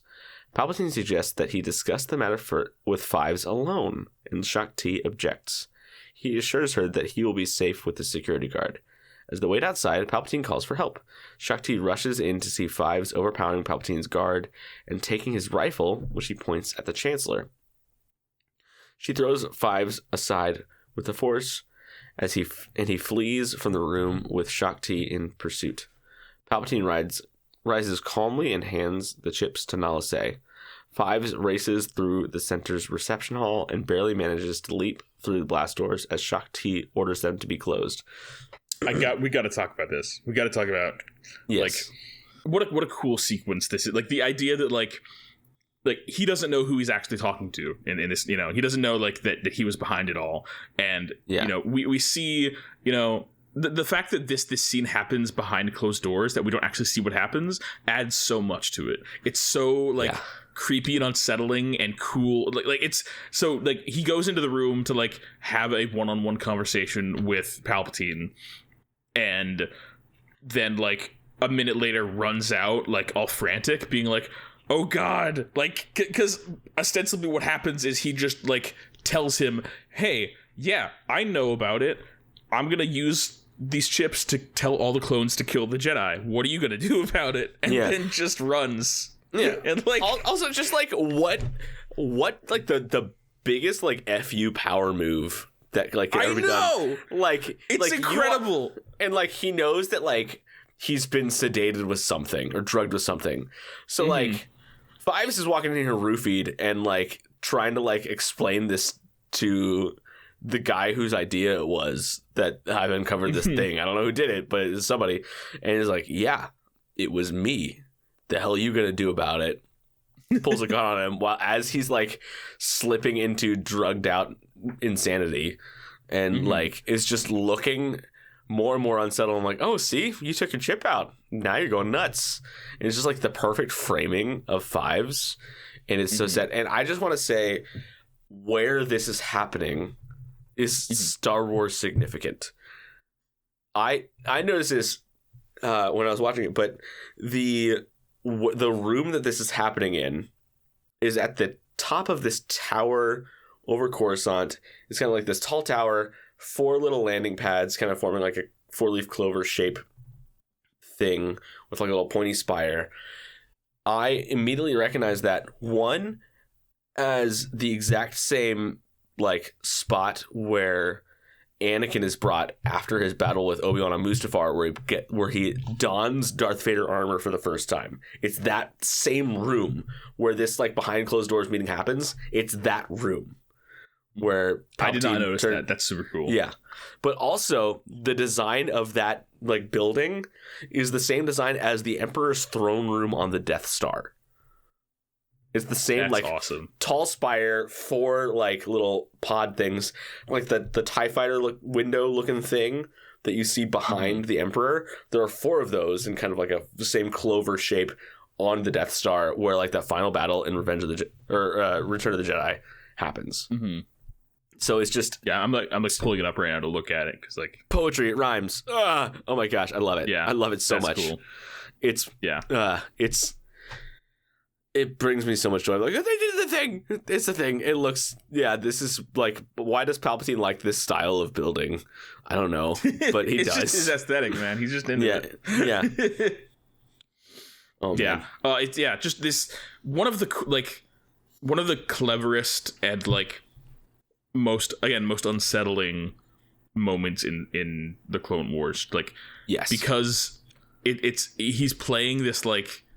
It's the perfect example of a moment where Palpatine like knows that he has the upper hand, and that like the most effective thing for him to do here is to just tell the truth and be mocking towards him, basically, because he knows he's in a position of power. How can I push this drugged man over the edge and discredit him further? It's oh my god, it's what a it's so good. Devious. It's incredible. Yeah. Anyway, devious. Great. At the Jedi Temple, Shakti tells the Jedi Council what happened in the conference room with Yoda, Anakin Skywalker, Mace Windu, and Plo Koon. Skywalker cannot believe that Fives would try to assassinate the Chancellor, and finds it odd that the Jedi have not been asked to assist in the search for the rogue trooper. Windu suggests that they investigate discreetly, and Skywalker volunteers to lead the investigation, as Fives will trust him and Captain Rex as his commanding officers in the 501st Legion. Fives takes an air taxi driven by Jay Ingo. Is Jay Ingo? Why does Wikipedia... Who's Jay Ingo?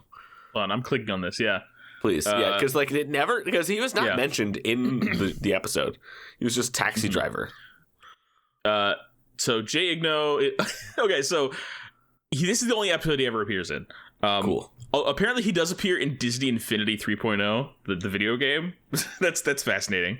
I've never even heard of that game. Like, I don't even know what that is. Disney Infinity was basically Disney's take on like Skylanders. So you got like little figures that you scan into a video game, and you like it was like Disney like kids Amiibo action kind of game thing? with action figures, like Amiibo. Yeah. Okay. Yeah. So anyway, and the 3.0 one had a bunch of Star Wars stuff. So. I love it when like real normal Star Wars things like canonize like other things that are like outside of like, I say real, I mean stuff that we would cover on this podcast, meaning TV and movies, because that happened this morning. So stuff. So Marion was watching Young Jedi Adventures this morning while I was like making breakfast and stuff, and I noticed that they were at Black Spire Outpost in Young Jedi Adventures, which was created for Disney World. Yes, like that's the name of the place in Disney World. Land, and like Mom was in town a couple weeks ago, and we watched like the Imagineering documentary on Disney Plus, and they said like, we just made up Black Spire Outpost as this new Star Wars-y place that just exists. Like, it didn't exist anywhere in Star Wars before we made it for Disneyland. And now it's a real place. And then now they're mentioning it in Disney Plus cartoons. Like, that's great. Cool. Mm-hmm. So Jay Igno is another one of those where like, we made this for a video game, but now it's in a real thing. It's the opposite. Oh, it was No, he was in this. He was in this first, and then made an appearance in Disney 3.0. Disney Infinity. Yeah, that is cool though. Got it. But yeah, Yes, this cool. the opposite of what this was. Got it. Yeah, That's not inverse. It's not the opposite. It's the inverse. Yeah, sure. backwards. Yeah. It rhymes. Star Wars. Yeah, Jay Igno. So in the behind the scenes section, this is cool. So Jay Igno first appeared in episode 4 of Star Wars: The Clone Wars 6th season Orders, which aired in 2014. He was voiced by Steven Stanton. Igno's name is a reference to Reverend Jim Ignatowski, a character played by Christopher Lloyd in the sitcom Taxi. So this is the taxi driver from Taxi. This is Christopher Lloyd's. This is the "What does a yellow light mean" guy. What? Guys, that's the only clip I've ever seen from that show. But it's so I have never. That is one of the funniest bits I've ever seen in a sitcom. Oh, it's so good. Thanks, Dad. So that's a cool. That's a cool reference. Yeah. Oh man. Why is the clone bar called 79s? I'm confused. No. I'm clicking on it. I need to learn. Tell me about it. Do tell. So 79s was a cantina located in the galactic capital of Coruscant. 79s was known on Coruscant to be a clone bar. However, non-clones would also frequent it. I'm not seeing anything in here about like why it's called 79s. I assume that there's a clone who goes by 79 and that's who owns it or something. Yeah. I wonder that'd be my also guess, just if the Arabesh characters for 7 and 9 look really cool and they make a cool logo for a bar and that's why they named it 79s. That is also that was my initial guess, was just like, those numbers look cool. Let's just do that. Because I want to put that on a neon sign in a bar. Cool. Yep. All right, so he is unable to pay for the cab ride, telling Igno to bill it to the Republic, which amuses some drunken clone officers who accompany him inside and give him an officer's cap. In the bar, Fives recognizes fellow 501st troopers Kix and Jesse. Jesse! As a squad of shock troopers from the Coruscant Guard arrive and begin to check IDs. Fives approaches Kix in the refresher, which is a bathroom, and gives him coordinates to arrange a meeting with Anakin Skywalker and Captain Rex. He evades the shock troopers and steals a Flitnot speeder bike to escape from the bar, but is followed by a probe droid to a warehouse on level 1325. I don't know why it took me so long to read that. 1325 of an underworld portal. My brain just like buffered for a second. I just like couldn't read. I was like, yeah. You're tired. That's okay. I am tired. It's almost 11. Skywalker and Rex arrive at the warehouse, and after being given the coordinates by Kix, Fives asks them to put their weapons down and then activates a ray shield around them. He outlines the plot against the Jedi to use biochips in every clone to force them to kill their Jedi generals. Fives becomes angry that Skywalker and Rex don't believe him and insists the Chancellor is in on the plot, having told him in the medical bay that he orchestrated it.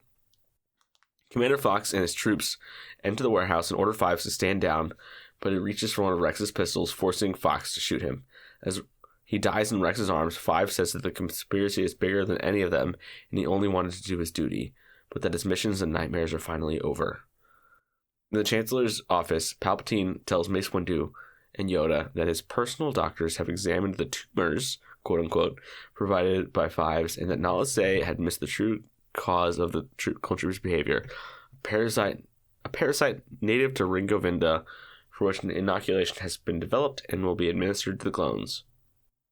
At his palace on Sereno, Dooku acknowledges that he has received the biochips from Nala Se, as Darth Sidious Palpatine tells Dooku to destroy the evidence so that no one can stop Order 66. Order 66. We've heard it. The words Order 66 have been uttered for the first time in Star Wars. Yes, they said it. They do say earlier, like I think in one of the earlier episodes, like Protocol 66 or something. Yeah, but like, never Order 66. In reference to it. But yeah, this is the first time we've heard them say Order 66. Yeah. Yeah. End of episode. End of the arc. What the this? Yeah, this whole like most of this episode, like so after the the scene with Palpatine, the one where Fives and Palpatine talk and Fives freaks out and runs out. The rest of that episode is just like Fives as a guy on the run who's like realizes how in over his head he is and how like his entire existence was sort of built on a lie, and despite that, he tries his best to like, you know, do what's right and to tell people he trusts about what's going on to try and, you know, prevent terrible things from happening. But because he's been like, you know, made out to be this, you know, this crazed lunatic or who's a danger to people, and also he's been drugged and he's been through so much in the last 48 hours, like he's just in a very bad place by the time we see him in the warehouse. And, you know, Anakin and Rex are both there and like trying their best to like, you know, talk to him and listen to him, but like also can tell that he's not well and are kind of like, you know, not fully believing him. And they're just gonna dismiss him because like he's like, this guy's spiking a fever, like we're not gonna believe, like we just need to get him to like relax and like get him some medical attention and everything's gonna be fine. It's gonna like if your friend is like sick and delirious, you're not going to listen carefully to what they say. And that's what they think is happening. They think that he's delirious, he's got some bug in his system, and we just need to get him to safety in order to like... It's sort of we just need to level this guy out. Like, it's the nightmare of like, I know the thing that I am saying sounds crazy, but it is actually happening, and no one believes me because it sounds crazy. Yeah, it's the like I'm literally the, like, this sounds like crazy conspiracy theory stuff, but there is actually a conspiracy happening, and I'm the only one who really knows about it, who actually knows the truth, and but nobody's gonna believe me because it sounds too outlandish. Right, and I love that this at least the last 2 episodes are like kind of more or less like from Fives' point of view. Like it's kind of third person, but it's like it follows Fives, and just kind of like we get to see everything that Fives sees other than like the behind the closed doors meeting. We get to kind of like experience it as he experiences it and see how everyone around him reacts, and we feel like we're going crazy alongside him because like it just seems so obvious to us, even though no one is able to articulate what the heck is happening. Like it's just like if only these people would believe me, this person who has like been drugged and can't think straight, like we'd be able to solve all these problems. But like no, it's just that the frustration of experiencing all this is it, like I don't know. I thought that was just really good writing on Katie Lucas's part. You feel it yourself, that I felt crazy watching this episode because I'm like just open your freaking eyes, man. Like it's there, but like also like you're stoned out of your mind and nothing's making sense.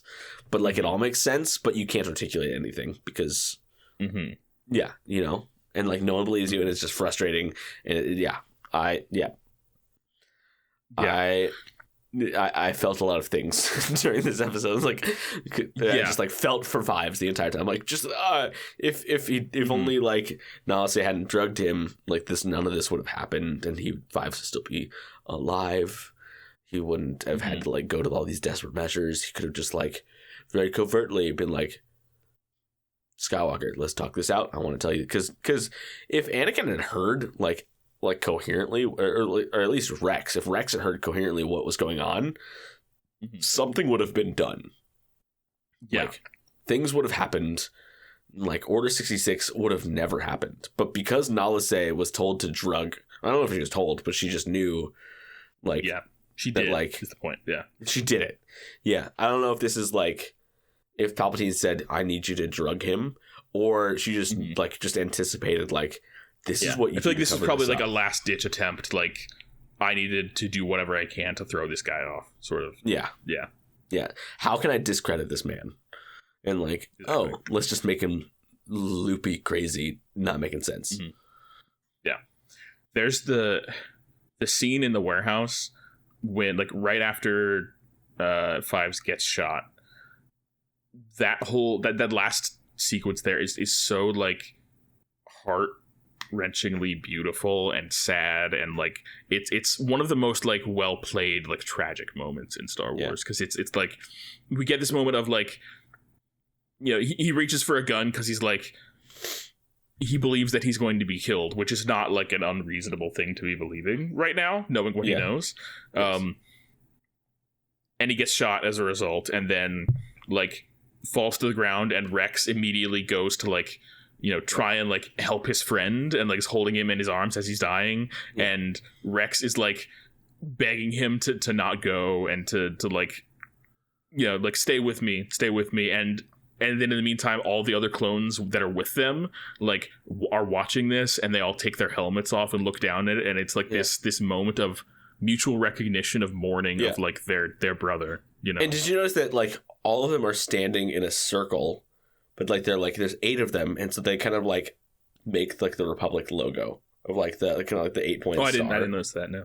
Yeah, that's cool. Yeah, but I don't know. Like it's so tragic, but also like it like from everyone's like perspective, their actions make sense, which just makes it all that more tragic, because like Fives like has this thing, but like he's not thinking clearly, and he's just desperate, and just he's like an animal in a trap, and just trying to get out any way possible. And from all the other clone troopers like perspective, this crazy dude just reached for a cop's gun. Like, what do you think is going to happen? You know, like yeah, and yet after that, there's still this recognition of like, this is our brother. Yeah, we all like, you know, despite the fact that, you know, maybe they probably would have done everything the same way that, you know, that they did. They wouldn't have changed their decision. It's still like a sad and tragic thing, and they're like, this is our family, and you know, this guy didn't deserve this, you know. Yeah, exactly. That moment they could have set their guns like, to stun, which I don't know. I guess they also had to consider the fact that he is an ARC trooper, so he probably he probably could have overpowered that. He probably is trained to like not go down at the first one. Yeah, assuming he wasn't drugged out of his mind, you know. Correct. So yeah, it's this like, this moment is such a like a poignant point in time. You know, as you said, it's like it's a key moment in the story of Star Wars, because it is one moment where everything could have changed. And like in the moment, like it's not just that Fives died, like it's not just that like Fives dying is tragic because he's a, you know, a good soldier and a good person who was trying his best to like, you know, save and protect the people he cares about, great and do character, what he was right. It's also the fact that this one death means that any chance of the world learning about and preventing Order 66 from happening is lost. And like that's the moment where they lost the war, basically. That's the moment where the Jedi lost. Yeah. And yeah, it's such a like, this is such a vital and beautiful episode, and it is also like, I mean, I think so. I watched these episodes last week, as you probably did too, but like, because we took a week break, but I was just like, I think part of it was because I was not in a great mental space when I watched those episodes, and it just hit me really hard. But like, man, I've can't remember the last time I cried this hard at a piece of media. Like it's so like, I think part of it is like because we have spent so much time with these characters, and like walking through every episode and getting to know them, and you know, seeing this tragic moment and knowing what's going to happen, and it's just, God, it's so rough and sad, and I think what kind of hit me hardest about it was the fact that, like, you know, as someone who has like dealt with mental illness in the past and continues to deal with it, like the feeling, the fear of like am I going crazy is like a kind of a deep fear of mine. It's something that's like that. Sure. I felt that idea has gone through my mind before. Like before I kind of knew what, like, you know, back in like high school and college, like before I had really any idea of what like chronic anxiety was or anything like that. Like, you know, I kind of just felt like I wasn't doing the things that I needed to be doing, even though I knew I should be doing them. And I didn't understand why everything was so difficult for me. And I just felt like it's a very isolating thing to be like, to feel sort of trapped in your own head. And I think I felt that in in seeing what Fives was going through, like, you know, he was drugged, so it's a different thing, but like in it's similar in the sense that like people are seeing him as being like as not making sense, and that I kind of think tapped into a fear of mine of like being just kind of like being isolated from everybody and like kind of trying my best and still just sort of like ending up alone in the end, and like that's just such a scary thought, you know. But beautiful episode, beautiful arc, and just achingly tragically beautiful. It's right. Yeah.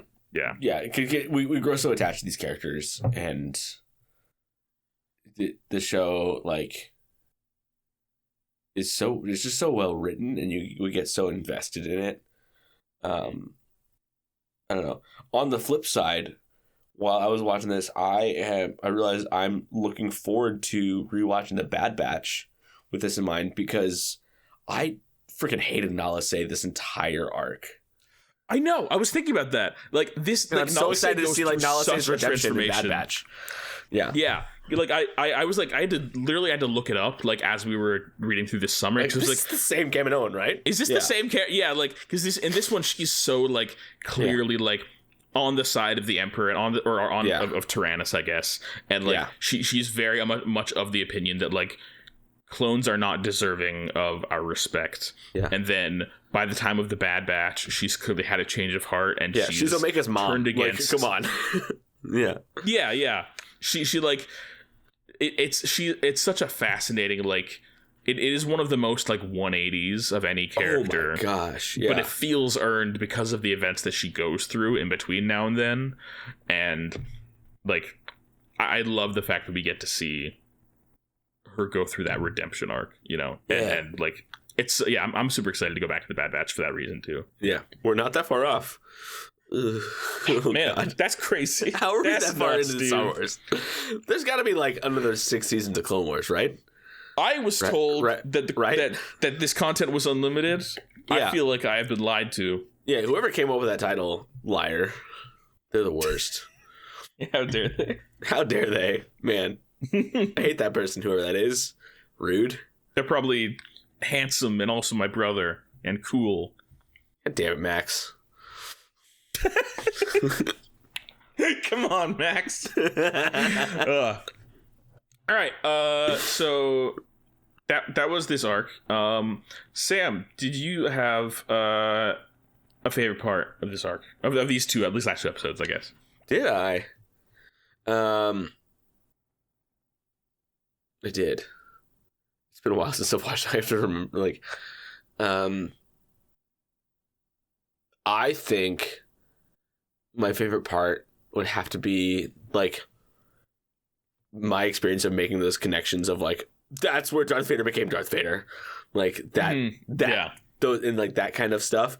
I geek out about that so much. I was talking with my buddy Tim about it because like he's not a Star Wars fan. Like he likes Star Wars, like normal people like Star Wars, not like we like Star Wars.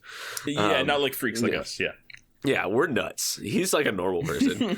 I was like trying to like, I like realized how crazy I sound like talking about Star Wars to like non-Star Wars people, because I was like on the phone with him. He was like, yeah, so what's your podcast about? Like, tell me about like what's like your favorite thing about it. I was like, well, I love like when we see that Star Wars rhymes and like it does this thing and like so I like like this like 5-minute intro to like it's the same building where Darth Vader became Darth Vader, and I was like I sound like a crazy person right now, like. So that was I feel like if you like at least the way that I feel about like whenever I hear somebody else being passionate about something, if it's like a friend of mine, somebody that I care about, and they're like excited about something, even if I don't care about the thing, I'm like happy for them, you know. And so I feel like, you know, I imagine Tim felt that way. I did not feel that way about me. I'm like, I sound like a crazy person right now. Yeah, because Tim is a very good person, and he think like I have very high opinion of him, and I know that he's like does not have a bad bone in his body, but I know that I probably sounded nuts to him because I'm like it's great. They're the same building as like I'm like I'm sorry. But it rhymes. It's like poetry. You don't It's understand. like, you don't get it. George Lucas said this thing one time, and now that's my personality. And now it's a meme. Yeah. It's a meme, and also we take it very seriously. It's very seriously. Very seriously. So that's my favorite part, was the conversation I had with Tim Jara about this like 4 days after I watched it.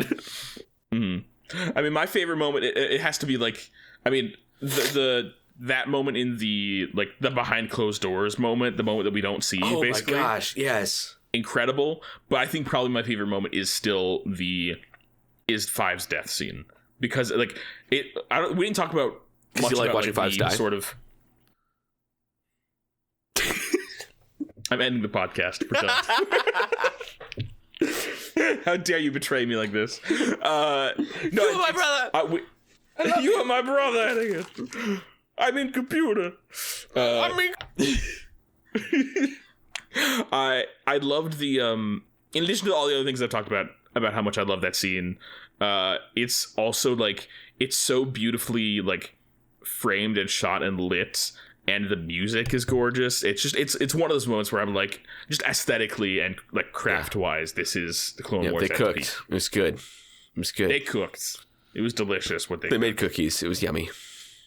All right, MVP. I mean, it's Fives. Oh, it's Fives. I was gonna say Sidious, but okay, Fives. Yeah. MVP for being a sly dog. Yeah. Being a clever boy.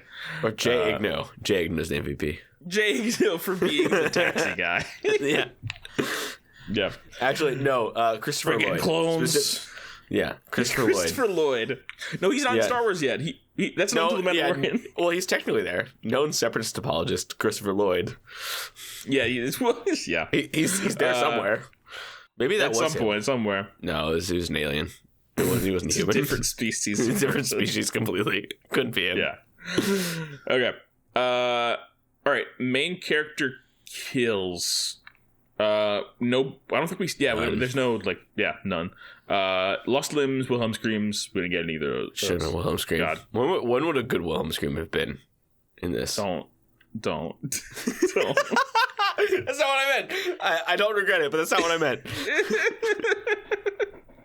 I don't know. I was thinking chase scene sometime, like. Yeah. That'd be good. Just add a little bit of lightheartedness to this dark arc. Yeah. In the split second that I was asking that question, I forgot that Fives died. I was like, but when did it? Like, oh, right. It's like he's still with us. Yeah. Yeah. Yeah. More Star Wars is better Star Wars. We already talked about this basically. But yeah, it's we gotta stop. Fives. Honestly, like, this question is built into the format of our podcast. I don't know if we need to keep asking this question at the end of the podcast. I think it's useful to because sometimes we do like. Fair enough. It's nice to recap, but yeah. Anyway, yeah, it makes Star Wars better because it's a great episode. It's a great arc. Because we get to meet Nala Se, who then gets a redemption arc later, and because we get to see Emperor Palpatine be just at the height of his power and just knowing that. And we have seen so much good like Palpatine showing his hand. Yes. Scenes. Yeah. Recently. Yeah. Definitely. Yeah. Like with the end of the Mandalore arc, and then the end of this arc, just like Palpatine's like, remember, I'm in charge. Yes. That's like kind of Palpatine's MO right now. Is just like. Mm-hmm. Just sneakily behind closed doors, like, I own you. You're not gonna win. Yeah. And then later we get in season 7 when Rex removes his chip. That's because of Fives. So Fives' actions were not totally in vain. Right? Because at some point someone like I forget who it was. Was it Rex shouting like look up? Like I think it was Fives. It was like it was like find Fives is basically what he says. Like yeah. Fives knows. Yep, something like that. Thanks, Fives. So God, I can't wait to get to those episodes. Oh my gosh, I'm so excited. Not even that far away. Gosh, it's like we're like a few weeks out. Just dumb. It's a little more than that, but yeah, a couple months. We'll be there in a couple months. Oh God. Yeah, like late summer. Mm-hmm. All right. Well, I think that's it. Do we have anything else to talk about before we go? No. Do you have plans to go see Revenge of the Sith in theaters? They haven't even launched ticket sales yet, I don't think. I think they launched this week. Yeah. I mean, maybe. I might, but like it depends. I don't know. I feel like I have to because I missed the Phantom Menace re-release. Yeah, and I feel bad. And also Revenge of the Sith, like it's definitely like my favorite like comfort movie of all time. Yeah. Really weird movie to be my comfort movie, but like it is. Yeah, you and my brother Anakin. Yeah. Let's watch Anakin die. That's my favorite thing to watch. Yeah, Hayden Christensen getting burned alive. Comfort movie. After having his limbs cut off, and then his best friend walks away from him, leaving him to die. You know, just fun comfort movie times. Yeah. It's just for kids, you know. Kids. My French. Anyway. Well, yeah, next time we're back, we'll have a bunch of Star Wars news to talk about, probably, because Celebration is happening. So, is that this week or next week? Celebration. I think it's this week. April. No, you're right. Hold on. I'm looking. Hold on. I'm thinking when Revenge of the Sith re-release. That's end of April. Because it's like the last 2 weeks of April is when it'll be in theaters. Computer's not cooperating at the moment. It's being weird. You killed my brother. I can't click on anything. I mean computer. Anytime I hear the word computer, that's where my brain immediately goes, and you should know that. I mean, anytime you hear computer. I mean computer. The word computer. It's like, you killed my brother. I mean computer. All right, so Celebration 25. Okay, you were right. It's April 18th through the 20th. So we've got a couple weeks. It's the Triduum. So not it's the Easter Triduum in Star Wars Celebration. Happy Easter, everybody. Now I'm imagining a very like specific type of Star Wars fan who like is going to Star Wars Celebration Japan, but also wants to hit all of the Triduum masses. Like, but like also doesn't want to miss anything in Japan, important, and just feeling this like incredible tension. Like, how do I like I want to see Hayden Christensen on stage, but also like I need to get to Holy Thursday Mass. How do I do it? Yeah, I need to go wash Hayden Christensen's feet. Wow, could happen. There's a universe in which that happens. All right. Well, thank you for joining us, everybody. Tune in next time, where we are going to be watching the first 2 episodes of another arc of the Clone Wars, which I will pull up on the spreadsheet that I'm pulling up right now. Hold on. The Clone Wars. Oh, actually, it's 3 episodes, so we'll be watching all of them. The Clone Wars Season 6, Episodes 5, 6, and 7. An Old Friend, The Rise of Clovis, and Crisis at the Heart. So, we got Rush Clovis coming back. Who's Rush Clovis? I remember that name. He's the guy who was like a fling with Padme back in the day, and he's a separatist now. Oh, Padme's ex-boyfriend, who's a separatist. Yeah. Yes. Awkward. Yeah. So, but he redeems himself a bit in this. I think it's been a while since I've watched it, but I seem to remember him being relatively noble in that, and like yes, you know, it's another heroes on both sides situation. Yep. So, so join us. That's what happens when the bad guys are playing both sides. That's what happens. Yeah, that's what happens. So they're heroes on both sides and villains on both sides. Damn. Because there's just one villain. Oops. Yep. Billionaires. Yep. Capitalism. Yep. Trade disputes. Trade disputes. It's all about the trade disputes, man. It really is. All right. Thanks for joining us, everybody, and we'll see you next time. And take care of yourselves, and give somebody a do hug. spice. Do it. I'm telling you to do it. You have no hug choice. Somebody and you do must spice do it. simultaneously. Hug somebody while doing spice. Wow. Yeah. How would you do it? How would that mechanically work? It's like the spices on the. I don't want to talk about what mechanically doing spice means. How do you ingest spice? Just on some fries. Just sprinkle it on. Just like delicious. Mm. Yeah, it's like you ever had those that seasoned fries? You know? Like, yeah. Yeah, oh yeah. That's what that is. That's what the spice is. Yeah, it's just fry seasoning. There's one of my favorite Kansas City barbecue joints. They sell in grocery stores. They're like fried seasoning. It's called Jack Stacks, and they sell like their favorite their fry seasoning. And it's I'm just picturing that spice is just Jack Stack fry seasoning. That's spice now in my brain. Yeah, delicious. Which honestly, worth smuggling. It's good. I'd smuggle that. I'd do that spice. Yeah. I would. I have made many a potato wedge with that seasoning on it. Very good. That sounds good. Man, now I want to make like homemade like wedge cut fries. That sounds good. Yeah. Dude, just just wedge cut some potatoes, olive oil, fry seasoning, and then just put them in the broiler. It's good. Or an air fryer. Same thing. A broiler is just like an air fryer that's built into your house. True. Yeah. That's harder to use. It's not that hard to use. You just put it at the top of the oven. No one thinks to use it. It's just like, I don't know what I'm doing. So it's not harder to use. It's just less often used because people forget about it. Yeah. Anyway, bye everybody. Good night. Cut the chatter. Cut. So much chatter needs to be cut. My goodness. All right, cut the chatter. Roger, Roger.